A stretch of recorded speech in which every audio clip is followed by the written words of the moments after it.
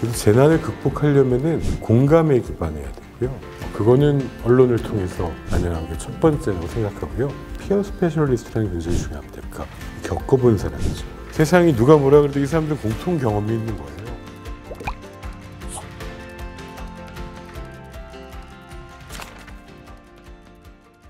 기자님들이 뭐 힘든 상황에서도 그 현장에 가서 고통스러운 얘기고 때로는 슬픈 얘기지만 그걸 전하면서 제일 큰 순기능은 많은 국민이 공감을 하게 되는 거죠. 이 재난이라고 하는 거는 그 인간과 가족과 지역사회의 힘으로만은 감당할 수 없는 사고가 정의거든요. 그래서 재난을 극복하려면은 사회적 자본과 사회의 여러 자원이 총동원돼야 되거든요. 그게 가능하게 하려면은 공감에 기반해야 되고요. 공감이 고통을 느끼는 인간에 대한 공감일 텐데 그게 누굴 통해 가능하겠느냐. 그거는 언론을 통해서 가능한 게 첫 번째라고 생각하고요. 그다음에 두 번째는 때로는 국회의원이랑 만나는 것보다 훨씬 더 우리 사회를 변화하는 데도 빠르기도 합니다. 기자님들이랑 같이 그렇게 기획기사로 만들어서 국회에 또 도움을 받아서 그 법안이 통과된 게 20개도 넘습니다. 다 그 언론에서 이렇게 했는데 이게 말이 돼요. 그러면은 여론이 형성되고 그거를 우리 국회에 있는 분들은 빨리 내가 받아서 통과시켜보고 싶거든요. 제가 제일 기억나는 거는 세월호 때까지만 해도 학교 같은 데다가 그냥 이불 깔고 누웠었잖아요.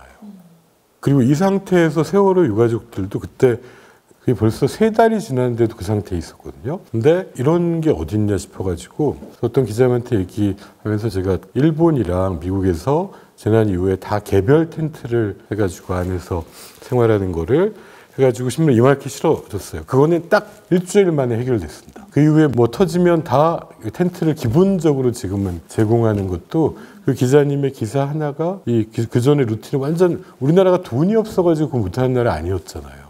네. 어떤 기사가 트라우마를 불러일으키나 저는 그동안 재난의 피해자나 유가족들 만났을 때 그분들이 억울해하는 거는 유가족에 대한 우리를 빼고 얘기한다는 우리한테는 별로 의견을 물어보지 않고 또 현장을 잘 모르면서 멋대로 판단한다 뭐 이런 기사들에는 좀 반감을 가지는 경우들은 본 것 같고 그다음에 때로는 이런 모습까지 꼭 보여야 될까 싶은 것들은 대개는 영상이 좀 더 강력한 것 같고요. 허락받지 않은 영상들이죠. 특히나 이제 장례식장이나 이런 데 모습들이라든지 이제 허락받지 않은 영상을 올리거나 기사에서도 지나치게 세부적인 것들의 이 묘사가 있어서 볼 때 괴로운 것들에 대해서는 좀 얘기를 들어본 적은 있지만 지금 걱정하시는 분들한테 제가 확실히 말씀드릴 수 있는 건 그런 트라우마 피해자에게 우리가 감수성을 가지고 생각하고 쓰면 자살도 그렇고 트라우마도 그렇고 중증 정신질환도 그렇고요. 그럼 괜찮습니다. 문제 있는 기사는 다 생각을 안 하고 쓴 거예요. 이 기사가 이런 영향을 줄 수 있다. 네, 그런 부분은 내가 생각하지 않았다 그러거든요. 그러면 이제 알려주면 되고 아니면은 알고 쓴 기사가 있어요. 알고도. 유서 올리는. 도덕적으로 문제가 있고 양심이 없다고 생각하기 때문에 그런 언론인과는 절대 만나지도 않고 앞으로도 만날 일도 없을 겁니다. 정말 유가족들한테 사과하지 않는 한 유가족에게 상처를 주는 안타까운 기사는 본인의 이득을 위해서 윤리를 어기는 기사입니다. 좀 맞서 싸울 필요도 있다고 생각합니다. 굉장히 본능에 가깝고 보지 말라 그래서 더 보고 싶고 인간은 그다음에 이제 그런 걸 전파할 플랫폼들이 뭐 너무나 많아져가지고 통제도 거의 불가능한 지경입니다. 그래서 결과가 안 좋다는 연구가 많이 있습니다. 예를 들면 유튜브 시청이랑 정신건강이 나빠지는 거 되게 일치하고요. 그래서 그런 이제 레가시 언론이 아닌 SNS, 유튜브, 뭐 인스타, 틱톡 이런 것들을 계속 보면은 거기에 도파민 나오고 중독되는데 지금 미국에서도 틱톡 때문에 자살한 청소년의 부모들이 대규모 소송을 틱톡에 대해서 하고 있고요. 인스타에 대해서도 하고 있고 실제 사과도 했습니다. 그러면서도 한편에 인간의 어떤 자유의 영역이냐 그리고 그 책임은 본인도 있지 않느냐. 그래서 지금 앞으로 이 시대와 사회가 어떻게 될까 그리고 그런 인간들의 욕망을 충족하는 것에 또 부정적 결과들이 또 너무나 많고 요새는 PTSD 진단 기준이 흔들린다니까요. 간접 트라우마잖아요.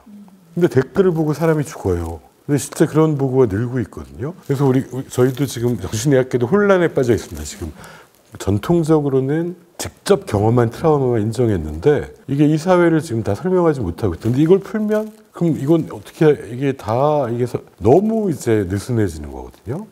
근데 사회가 그렇게 가고 있고 이 사회에 지금 우리가 가지고 있는 여러 가지 시스템이 인간을 어떻게 변화시키고 할지는 저는 굉장히 위험하다고 생각합니다.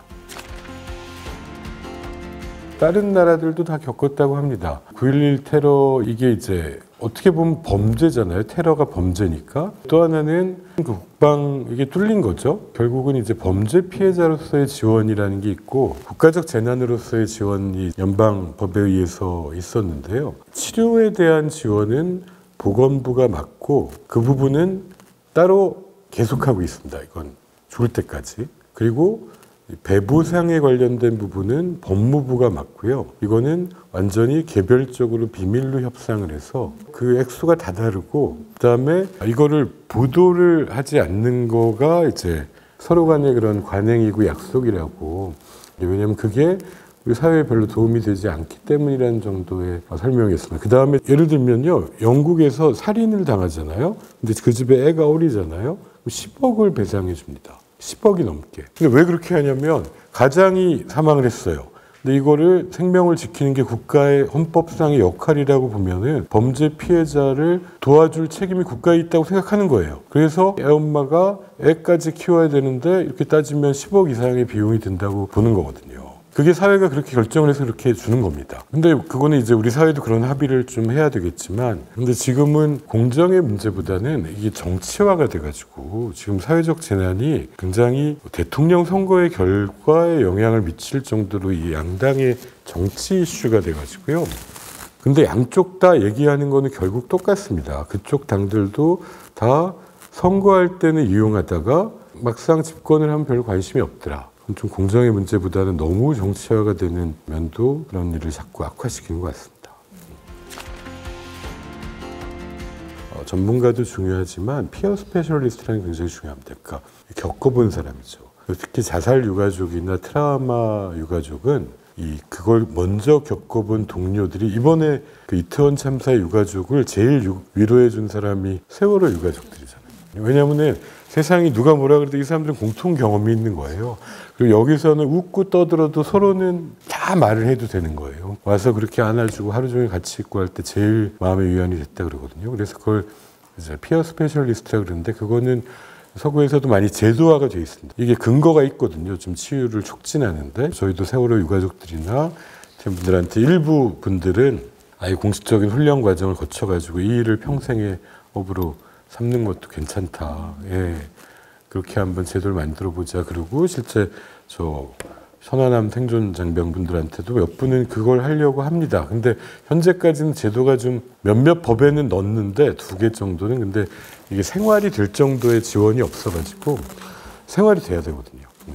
좀 그렇게 하면 더 나아지고 요새는 기자님들이 그런 피어 스페셜리스트에 대한 관심도 되게 많이 가져주시는데 우리가 하면 못해 안 돼요. 특히 알코올이 원래 이걸로 시작했거든요. 알코올 중독, 마약 중독. 전문의가 얘기하면은 뭐 저 사람은 다른 사람이고 난 저 사람 얘기 안 들어.